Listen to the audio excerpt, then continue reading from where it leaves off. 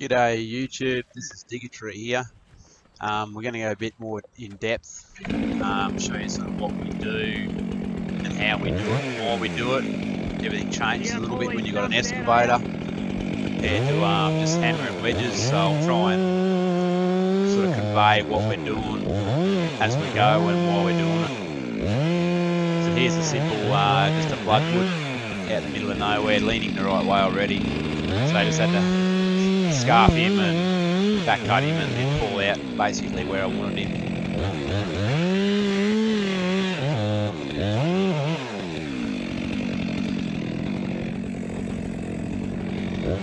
Quite tall trees here.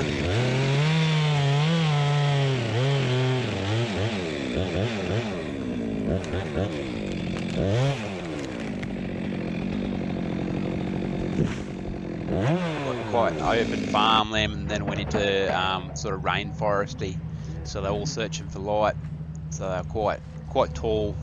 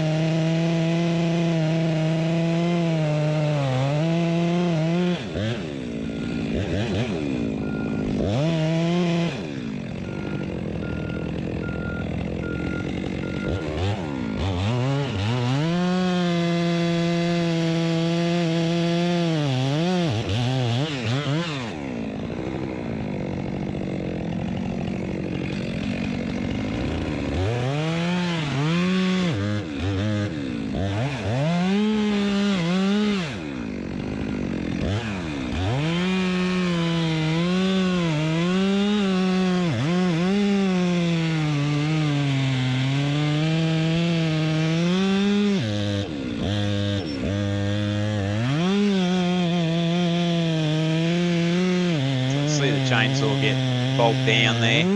I've got the rakers grinded down fairly well, so it's biting pretty hard because they tend to get bind up in the bark of these hardwoods, Australian hardwoods like the tallow wood and stuff like that, stringy bark. If you don't, you normally should bark them if you're,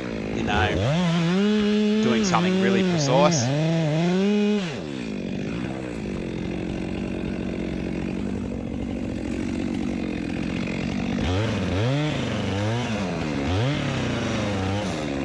We were felling these on a house block between two trees or between two houses or something like that, we would bark that first.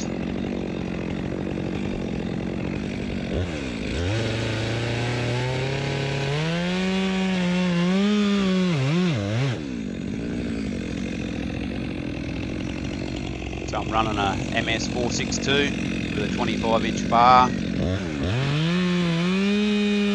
and a semi-chisel skip tooth chain.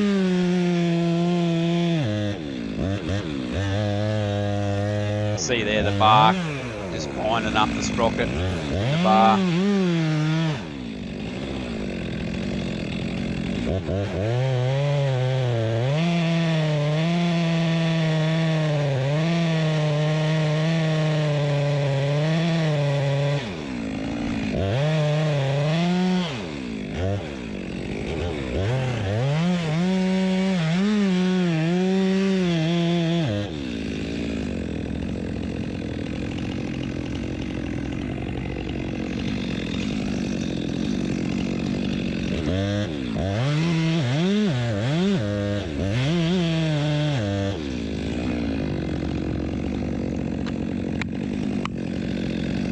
Always good to have a wedge just for a bit of insurance, but we've got a 16-ton excavator helping out, pushing the ones that we needed to push.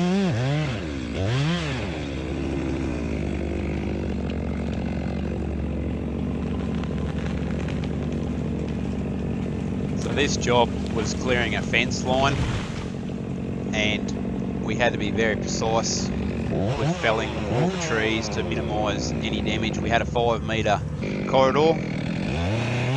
This is the ones out in the open, which obviously could land basically anywhere, but as we get further into the job, you'll see what I mean. There's not much room for error.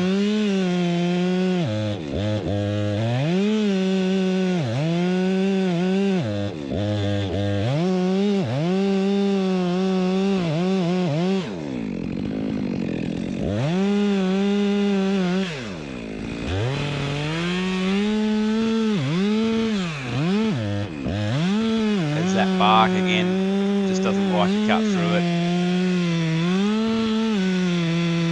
And also, like I said, the rakers just there, they're biting a bit hard, but because they bring so much sand up in the bark and stuff like that, I tend to keep the rakers down a bit. So that's how much your chainsaw bites. Keep it down a bit so it lasts a bit longer before it gets blunt.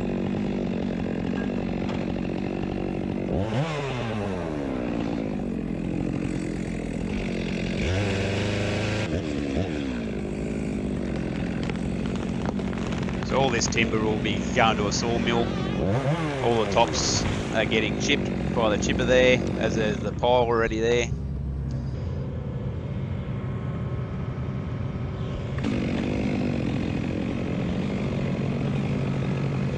So this is the starter ones that are starting to get a little bit tighter now. You've got to thread it between the strainer post and that other teller wood that's already there. Didn't want to damage it. And also didn't really want to land it on that stump that we just cut, as it had wrecked the timber for milling then. So it basically left me sort of between the stump and the strainer post to fell it.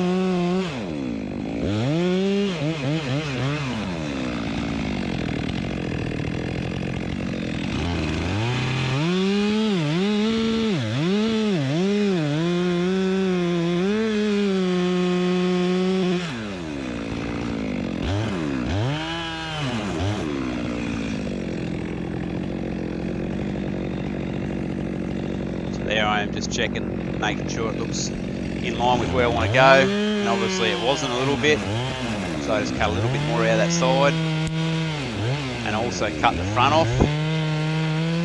That's just so it doesn't snap off quite so early. It's going to let the hinge close up a bit more.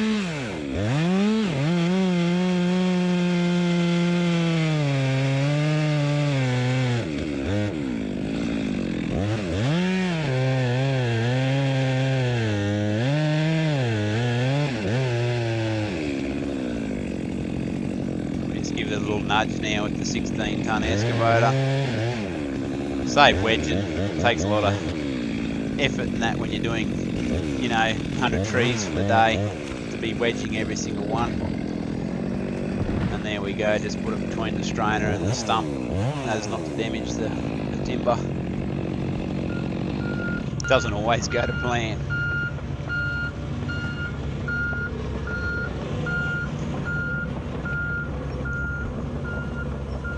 As you can look down here, that one's right on the fence line, the one with the pink dot.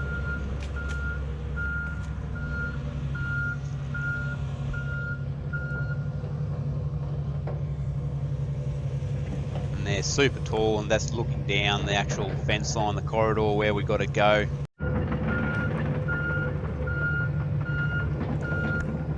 So this one, its head was too big to basically fit down the 5-metre corridor.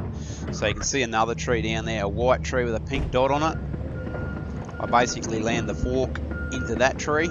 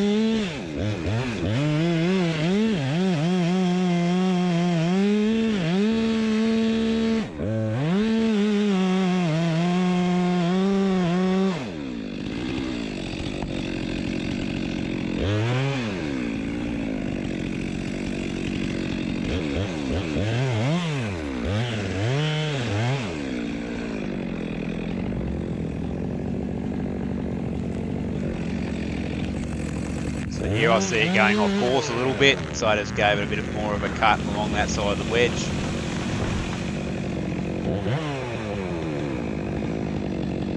We're allowed a little bit of damage on the right hand side, but nothing on the left, as that wasn't their property.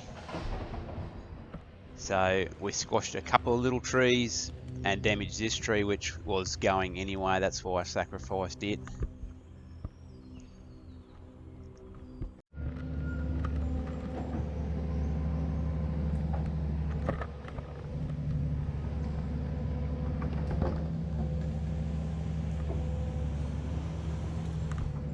So this was a dead tallowood. So we figured we'd land it into that other one that was staying, that big tallowood there, and basically land it and get it stuck in the tree and pull it backwards. But it worked better than we thought, as you'll see.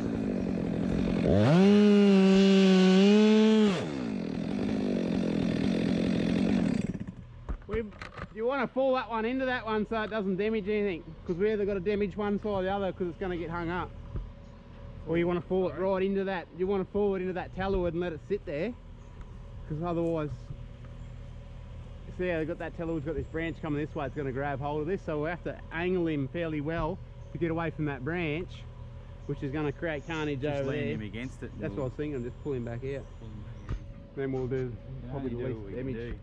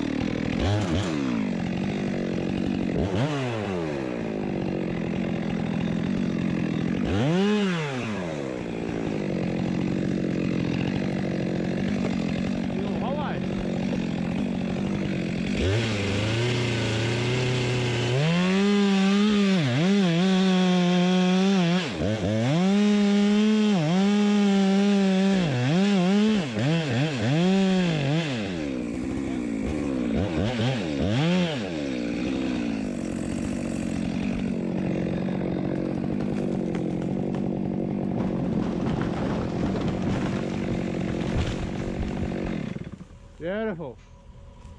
Could have got any better. It didn't leave one hanger up there, didn't even break a branch, just snapped all the top out and it all landed at the base of that tree. So that's basically what we're going for with that one. This one is very, very tall and had a very small window to get it into. And it went pretty perfect really, other than one branch off a gum tree. Probably might be able to sneak it round either side, maybe. This side would be good. That side? Yeah. Well, I'm going to hit them palms over in someone else's yard, that's all.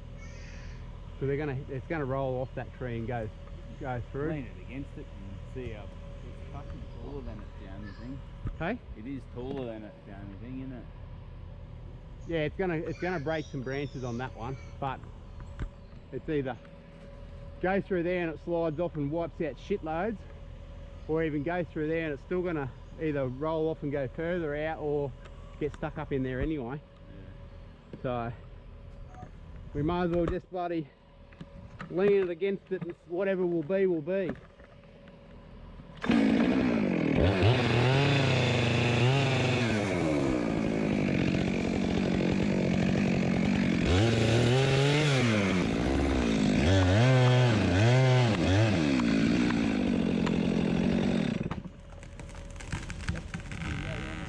Stay up there. Beautiful. Alright, we'll pull him out. So it's quite challenging when you got sort of 35, 40 metre plus trees. Come a bit closer. with a big head trying to follow them into a 5-metre corridor, or basically it was a 4-metre corridor. We could just fit the excavator down.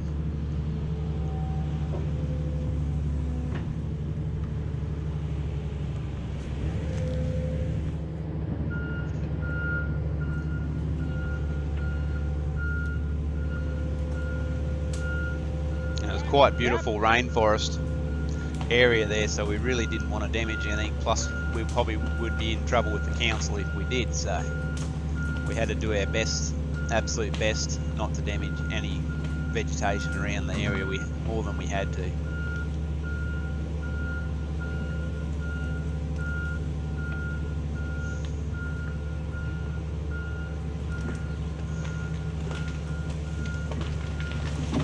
So here it's just sliding out of the fork of that big tellerwood. It's staying because it would have created too much carnage, and it can stay as a habitat tree. And leaning them up against it won't do any damage. Take a little bit of bark off up further, but won't bother in the slightest.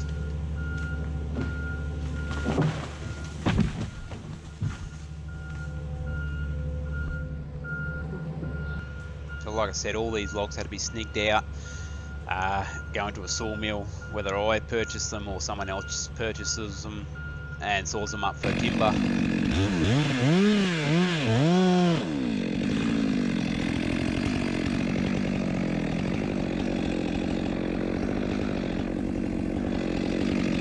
See how tall these trees are.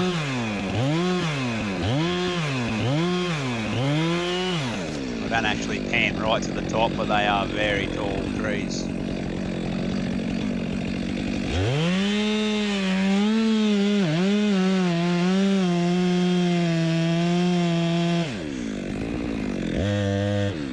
Push him a little bit.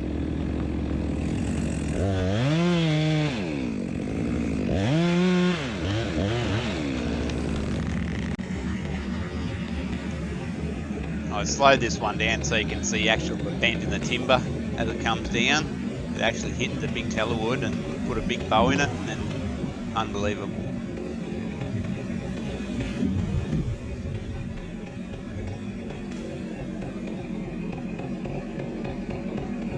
A lot of flex in that timber.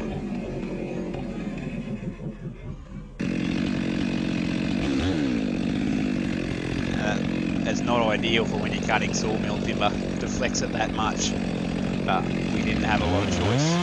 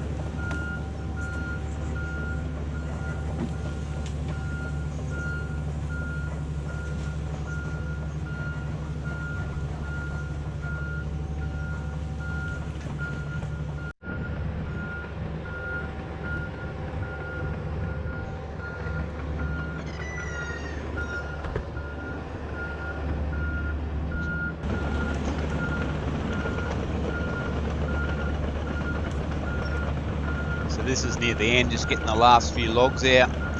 So you can see the corridor where we're working with, that's a 2.5 metre wide machine.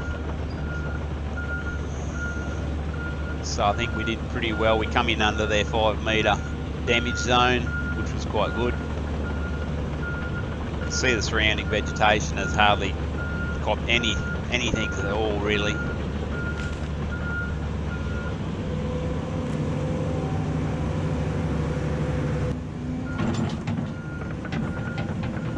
is just a stump in the way.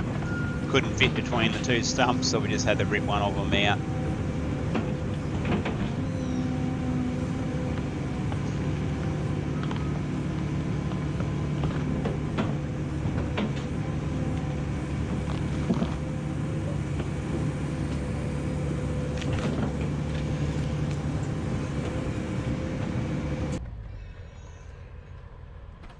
Here's once we're finished basically back at the landing.